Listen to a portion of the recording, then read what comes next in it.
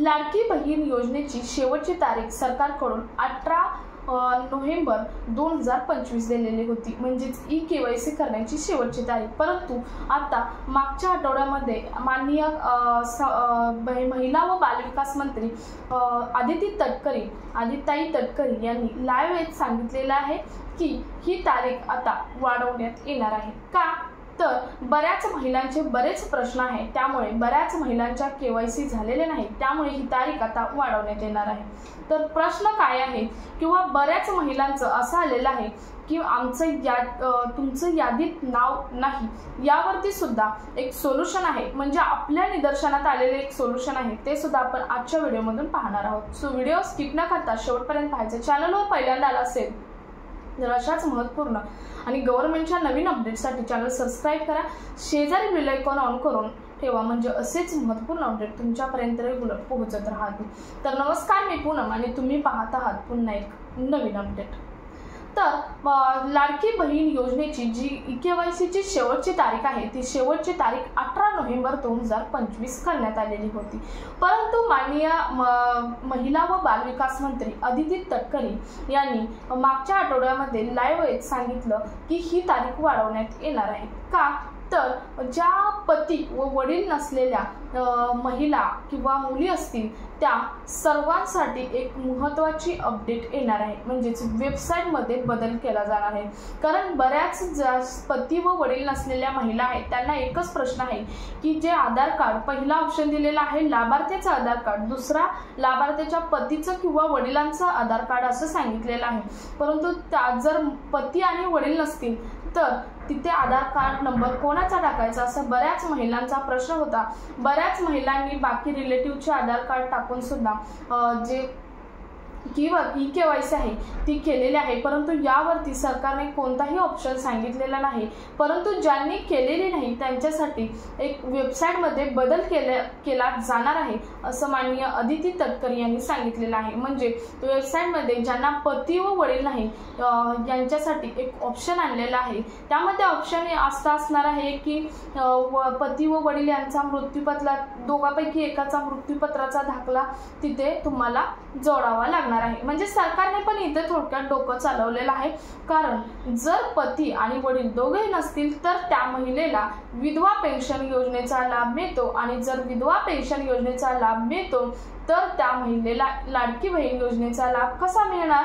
कारण त्यांनी जेव्हा लाडकी बहीण योजना चालू केली तेव्हा एक अट दिली होती, तुम्हाला माहित असेल, एक अट दिली होती की ज्या महिलेने शासनाच्या 1,500 पेक्षा जास्त रकमेच्या योजनेचा जी महिला लाभ घेत आहे त्या महिलेला लाडकी बहीण योजनेचा लाभ मिळणार नाही। परंतु सरसकट त्यावेळी निवडणुका होत्या, त्यामुळे तेव्हा पैसे सर्वांच्याच खात्यामध्ये 1,500 रुपये जमा होत होते। परंतु त्यांना आता राज्याच्या तिजोरीवर आर्थिक बोध जो आहे तो आलेला आहे, आणि त्यामुळे सरकारने थोडक्यात हे डोकं चालवलेलं आहे। त्यामुळे जरी तुम्ही वडिलांचं किंवा पतीचं मृत्यूपत्र लावून जर तुमची केवायसी केली तर तुमचे पुढे जाऊन पैसे चालू राहतीलच, याबद्दल आपली शंका असणार आहे। कारण जर तुम्ही हे अटॅच केलं, तुम्हाला अटॅच तर करावंच लागणार आहे, म्हणजे ते काय अपडेट आणतात ते आपल्याला पुढे जाऊन बघावं लागेल। कारण मला तर वाटतं किंवा बऱ्याच जणांनी काही अभ्यास करता असंच आहे की मृत्यूपत्राचा दाखलाच तिथे अटॅच करावा लागणार आहे, कारण सर्वात मोठा हाच पुरावा असू शकतो।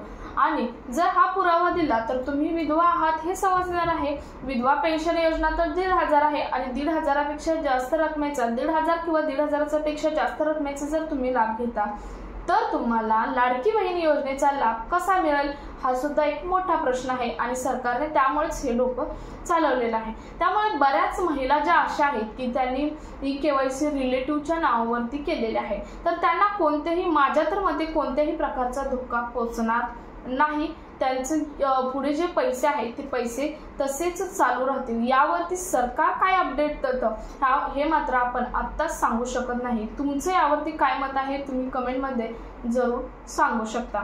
त्यानंतर सर्वात महत्त्वाचं म्हणजे सर्वांना एक प्रॉब्लेम येतोय की तुमचं यादीत नाव नाही। आता ज्यांना यायचा त्यांना यायला पाहिजे, म्हणजे खरंच बाबा तुम्ही त्या अटीमध्ये बसत नाही तर तुम्हाला यायलाच पाहिजे, परंतु त्या अटीमध्ये नाही बसून सुद्धा बऱ्याच अशा महिला आहेत की ज्यांची परिस्थिती नसून सुद्धा त्यांना असा पॉपअप तिथे येत आहे। अशा महिलांसाठी एक महत्त्वाचे अपडेट माझ्या निदर्शनात आलेली, मी सुद्धा बऱ्याच जणांचे KYC केलेले आहे आणि ही KYC करताना बऱ्याच जणांचे असं झालं आहे की खूप वर्षापासून त्यांनी आधार कार्ड अपडेट न केल्यामुळे सुद्धा हा प्रॉब्लेम होऊ शकतो। एक महिला होती, या महिलेबद्दल माझ्याकडे ज्याची KYC आलेली होती KYC करायला, त्या महिलेचं तसंच झालं। खूप वर्षापासून तिने आधार कार्ड अपडेट केलं नव्हतं आणि त्या महिलेची परिस्थितीही नव्हती, त्या अटीत ती बसत होती, त्यामुळे त्या महिलेनं आधार कार्ड अपडेट करून घेतलं आणि पुन्हा तो जो पॉपअप येत होता तो पॉपअप हा बंद झालेला आहे आणि त्या महिलेची यशस्वीरित्या जी KYC आहे लाडकी बहीण योजनेची ती KYC पूर्ण झालेली आहे। तर सर्वात महत्त्वाची ही अपडेट होती, त्यामुळे ज्यांना असा पॉपअप येतोय आणि तुम्ही अटीत जर बसत असाल तर तुम्ही एकदा आधार कार्ड अपडेट करून घ्या, कारण बऱ्याच वर्षापासून आधार कार्ड अपडेट न केल्यामुळे सुद्धा हा प्रॉब्लेम येऊ शकतो। आणि जर तुम्ही अटीत बसत असाल आणि तुम्हाला जर हा पॉपअप येत असेल तर तुम्ही एकदा आधार कार्ड अपडेट करून घेणं हे महत्त्वाचं ठरणार आहे। सो हा व्हिडिओ जास्तीत जास्त तुम्हाला या व्हिडिओमधून 2 अपडेट समजले असतील। हा व्हिडिओ जास्तीत जास्त लाडक्या बहिणींपर्यंत महिलांपर्यंत शेअर करा। भेटूयात पुढच्या एका नवीन अपडेट सोबत, तोपर्यंत धन्यवाद।